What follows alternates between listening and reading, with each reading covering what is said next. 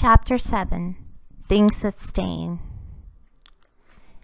It happened in the fall, when Sal and I still walked home from school together every single day.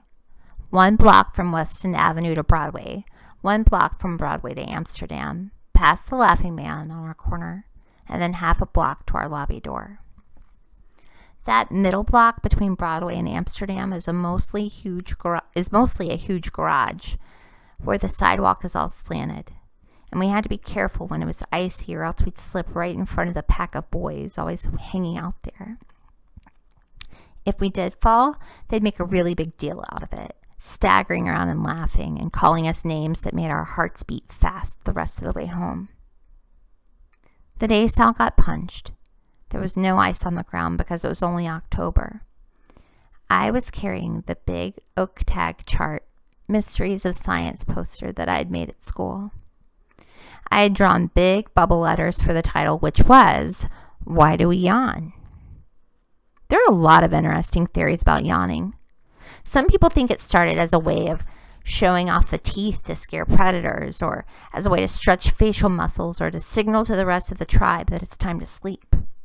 My own theory, which I included on my poster, is that yawning is a semi-polite way of telling someone they're boring everyone to death. Either that or it's a slow motion sneeze, but no one knows for sure, which is why it is a mystery of science. The day that Sal got punched, the boys by the garage were hanging out as usual. The day before, there had been a fight, with one of them slamming another one up against a parked car and hitting him. The kid getting hit had both of his hands up like he was saying enough. But every time he tried to get off the hood of that car, the other kid pushed him down and hit him again. The other boys were all jumping around and yelling, and Sal and I had crossed to the other side of the street so that we wouldn't accidentally get slammed by somebody. On the day that Sal got punched, the boys were being just regular, so we stayed on our usual side. But just as we started past the garage, someone moved away from the group. He took a big step toward me and Sal and blocked our way so that we had to stop. I looked up, and I saw a not too biggish kid in a green army coat. He made a fist that came up like a wave and hit Sal right in the stomach, hard. And Sal doubled over and gurgled like he was going to throw up. And then the kid whacked him across the face. "Sal!" I yelled. I glanced over at Bell's Market on Amsterdam, but no one was out front. Sal was bent over and frozen. The kid just stood there for a few seconds with his head tilted to one side. It seemed crazy, but it actually looked like he was reading my Mysteries of Science poster. Then he turned away and started strolling toward Broadway like nothing had happened. "Sal!" I leaned over to see his face, which looked okay, but he had one cheek all red. "Walk," I said. "We're almost home."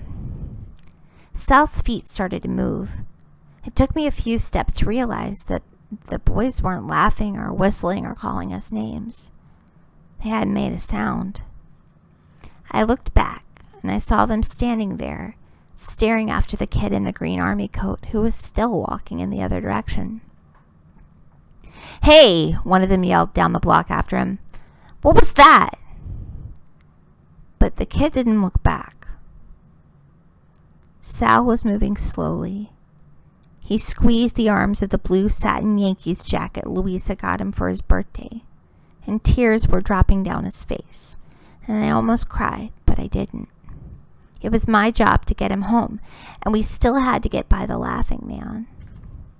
He was on our corner, marching around in a circle and doing some salutes. Sal was crying harder and walking in a hunch. Some blood had started dripping out of his nose, and he wiped it with the blue and white striped cuff of his jacket. He gagged a lot. It sounded like he might really throw up. And when he saw us, the Laughing Man dropped his arms to both sides and stood up straight. He reminded me of the big wooden nutcracker Louisa puts out on our kitchen table at Christmas time. "Hey," he said. "Smart kid." He took a step toward us, and it was enough to make Sal take off running for home. I ran after him, trying to hold on to my poster and get my keys out of my jeans. When I had gotten us into the lobby, Sal went straight to his apartment and closed the door on me. I knocked for a while, but Louisa wasn't home from work yet and he wouldn't let me in. If I'm not wrong, this is the beginning of the story you wanted me to tell. And I didn't know it yet, but it was also the end of my friendship with Sal.